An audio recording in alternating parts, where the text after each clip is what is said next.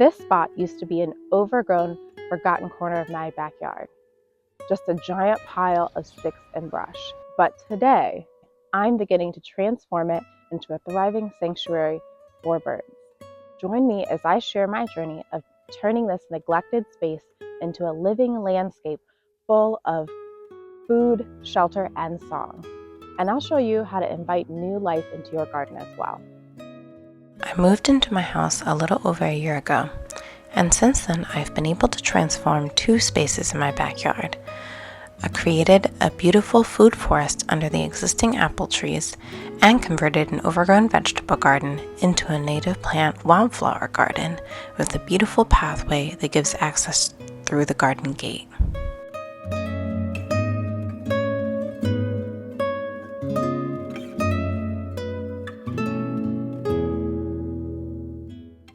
Now on to my biggest project yet.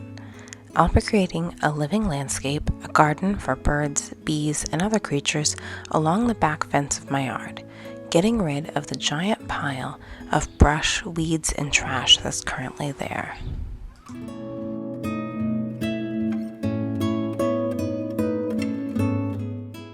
You may be asking yourself, what is a living landscape? To me, a living landscape is native plant landscaping. Plants that are more than just ornamental, but they're beneficial to the environment in multiple ways. They have benefits to wildlife, like providing food or providing shelter, and they have benefits to me, the gardener, which is beauty, structure, and texture, as well as the opportunity for bird watching and possibly even some berries to eat.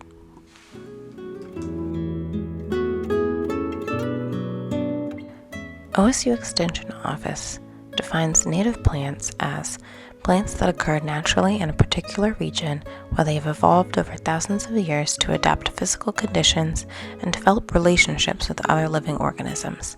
They offer multiple benefits to a variety of creatures, support biodiversity, and create living landscapes.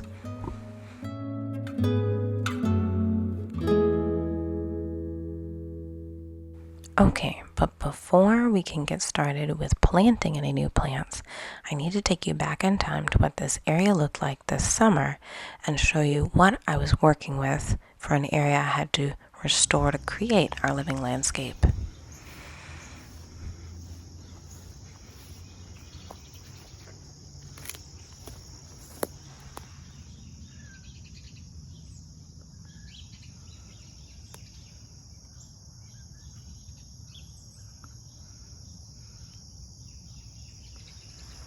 And by next spring, I'm hoping to have cleaned out all the rest of this brush that's down here. If you have been along for the ride with me for a little while, you know that when I moved in, this was a giant pile of grass clippings and weeds and just like a lot of branches and tree limbs and like what I thought was the start of a compost pile.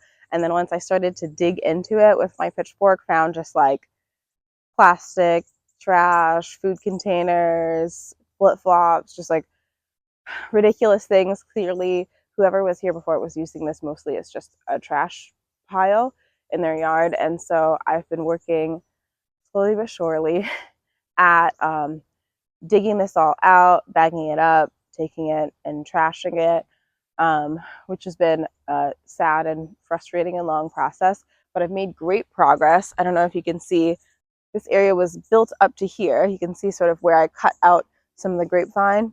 All of that was built up, piled up high with sticks and leaves and trash. I cleared all of that out, bagged it up, trashed it, and now there's just a little bit left of, you can see there's a little bit left here of some piles of scrap wood and other things that I still need to deal with.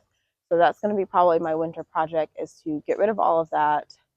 Oscar, get down. My winter project is going to be to try and clear the rest of that so that in the spring I can plant some nice flowering small trees or shrubs or some, I'm considering, I think this area I want to be like my garden for the birds. So lots of native trees things that have berries in the winter, things that are gonna attract, caterpillars and other insects that birds can eat, so that I can sit out here in the backyard and just enjoy some casual bird watching and just commune with nature and still have some cover. I still want some foliage or something at my back fence, for privacy and also just to have something beautiful to look at. So I still want there to be things planted here, but the grapevine doesn't seem to be producing, and so it seems that I probably can remove that, obviously remove the trash, and then put something beautiful here instead.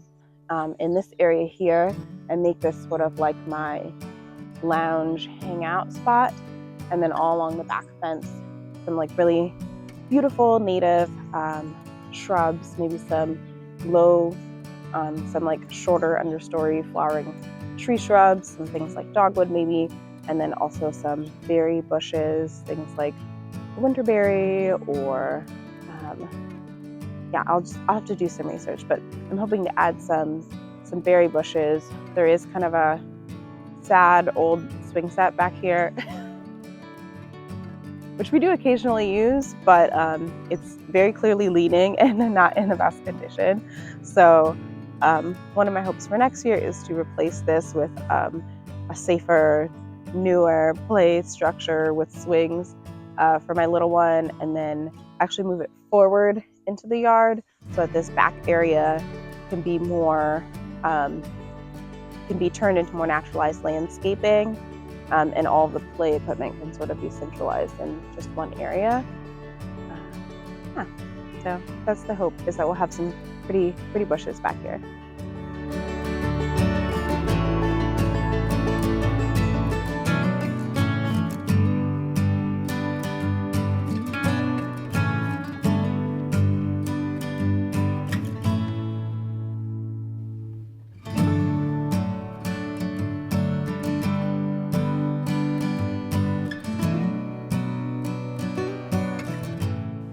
How to design a living landscape. If you're interested in creating a living landscape in your space, think about how nature organizes itself. What type of habitats are in an area surrounding you that you might consider emulating or creating inside your garden? Are there forests nearby you?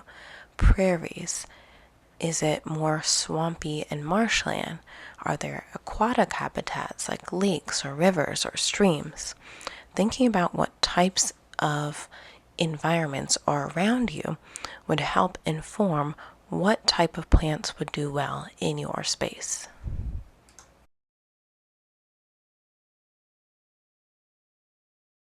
Next, you want to think about, what are the conditions in your yard?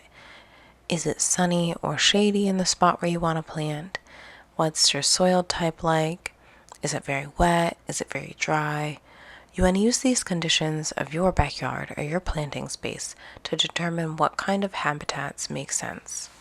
And if you're still confused about what type of natural garden to make, think about what is near you on a large scale. If there are wild areas near you, like parks or national forests or lakes, rivers, take your cue from that. If you live near a river, probably you need to think about plants that can handle being flooded from time to time. Or if you live near a wooded area, then probably planting more trees could be beneficial to local wildlife. The next thing I did was research plants that were native to my area that would create good living landscapes. If you're hoping to create a living landscape for your backyard, you might also want to check your local extension office or agency to find some resources. I was lucky to find this really great article from Ohio State Extension that lists a bunch of different native shrubs that would be great to plant in the home garden for birds, bees, butterflies, and other beneficials. Planting for wildlife, talking about living landscapes, talking about things that different types of wildlife in your garden might need, such as songbirds, hummingbirds, wild bees, or specialist bees, butterflies, butterfly moth caterpillars, and just general cover that trees and shrubs provide. Elderberry, I think, would be really nice for me to plant, if not in this area, certainly in my food forest area. But dogwood is one of the tree/shrubs that I'm most excited to plant because they have beautiful spring blooms that I think would be so pretty to see. And this is one that I have had some difficulty finding in my local nurseries. I did actually have a recent mishap where I went to a nursery to look for a dogwood tree and picked one up without reading the tag, got it home, realized after purchasing it there was actually not a native variety at all, had to take it back to the garden center. So it would be a benefit to you to find your native plant list, print it out, take it with you to your nursery, show it to the most knowledgeable person that you can find, and ask them specifically using your scientific names rather than your common names, the plant you're looking for. So rather than me saying I'm looking for the red twig dogwood or red osier dogwood, I'd say, do you have this Cornus serica, if that's how you say it. But if I had on hand the scientific names, I would have been more easily been able to parse or figure out if the plant I was looking at was the correct plant before getting it home. Now, of course, we're all human. We all make mistakes. So if this happens to you, please don't feel bad. I'm sharing my story of mishap in purchasing or trying to purchase a native dogwood tree so that if it happens to you, you won't feel as bad. To know that it is difficult out there. While it is becoming a lot more mainstream to plant native plants, a lot of your typical nurseries still aren't stocking them. So do your research, take your list with you, and be specific when you're asking for plants at your local garden center. Here's another similar article about trees, and in this article it's mentioning several different tree varieties. Some of these are actually too big for me to plant in this particular area in my backyard, but I wanted to share it as well in case you're in a similar ecoregion to where I am and these trees might be good for you to plant as well. So the birch is recommended, black gum, cherry and plum, and there are some smaller cherries such as I believe the choke cherry was also on the shrub list that could work for my garden. Crab apple with beautiful blooms, eastern redbud. I actually did plant a redbud tree at my mom's house. Not last year, must have been 2 years ago. I have a video up on my channel, and sure, if you're interested in seeing what this tree looks like, it is so beautiful in the spring when it blooms, and it has these really lovely heart-shaped leaves the rest of the year as well. Great tree, highly recommend. Cedar, which might be interesting, or juniper might be interesting if I just need some evergreen cover, which if I'm mixing in some trees and shrubs that might be deciduous, it might also be nice to have some things that are evergreen, although I don't want something that's going to be too large. Flowering dogwood, which we already talked about.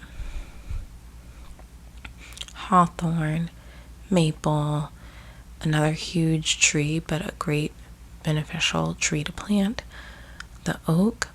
Now I will say, if you have the space, and oaks are one of the larger trees, so you have to have quite a bit of space, oaks are incredibly beneficial to plant for wildlife. It says here, I've heard 400, but it says here even over 500 species of moths and butterflies have a direct relationship with the oak tree. Either they're using it for a site to lay their eggs, or their young are eating the leaves, but all of these butterfly and moths are in some way using these oak trees, which means, especially if you're interested in birds, most birds, when they're nesting, feed almost exclusively butterfly and caterpillar butterfly and moth caterpillars to their young, which means that they need to have thousands of caterpillars available to them to fledge their little baby birds. So if you plant oak trees and you have lots of moths and butterflies and caterpillars, you will also invite lots and lots of birds into your yard. The red buckeye. The serviceberry. The serviceberry is one I am actually interested in planting in my yard. It is a smaller understory tree, so it won't be too large for the area where I'm trying to plant. And it does have a beautiful spring bloom, and it is beneficial to birds and bees and other pollinators. The tulip poplar tree, another classic, beautiful tree. Definitely one of the larger and more fast-growing trees, so you'll want to plant this in a space where you have lots of area for it to grow. Willow, similarly, beautiful, very beneficial. Won't necessarily work for my context. And then these articles do list some resources down below, some books, some other articles that you can go and check out, and their references. So I will link the native trees and native shrubs fact sheets if you're interested in seeing those in the description box below. But I'd also encourage you, if you're not close to where I live, if you're not in Ohio, look at the extension offices out of universities near you, because chances are they have similar resources that would be more specific to the climate that you're growing in. So you might be wondering, what am I planning to plant this year? And one of the trees and shrubs not listed on the previous list, but that I heard was really good for bird watching, was the mulberry tree. They produce berries that are both edible for humans and a favorite of many species, birds, mammals alike, in the environment. So I thought that this might be a nice one to try to plant. So the red mulberry is the native variety in our area, and the white mulberry is very similar, but not necessarily native to Ohio. And they both can get quite large, so I think I can only manage to plant probably one of these. Yeah, but it says that they produce a great food source in the early summer, which is a great way for them to be dispersed, as, many things will come to eat the berries. Mulberry trees enjoy different types of soil, but they can do well in rich, poor, deep, thin, rocky, clay, sandy soils of multiple pHs, preferring moist or dry conditions, but tolerating wet soils for a period of time. And they can do well in full sun, or partial shade. So as they're super adaptable, and it says that they're red mulberry from zones 5 to 9, and the white, if you find that, 5 to 8, it seems like it is a very adaptable tree that could do really well in my garden. So I was able to find a small seedling of a mulberry tree, which I'm excited to plant in my backyard, and hopefully it will begin to flower and fruit in a few years. And it will provide some great opportunities for birds and other things to enjoy. So here's my current plan for what I think I'm going to do for this living landscape, adding the mulberry tree, something smaller like a serviceberry tree, and some dogwood shrubs if I can find them, filling in with blueberries and other berry plants. Thanks so much for joining me today to learn about how we can create our own living landscapes. If you enjoyed this video, you might also like my video on creating my own food forest and my creating a native pollinator cottage garden. I'll link those in the description box for you below. Let me know in the comments, are you trying to naturalize any part of your landscape or your backyard? What are your goals? And what are some native plants that you're really excited about? Thanks so much for watching, and I'll see you in the next one. Bye-bye. Even if the sky is falling down.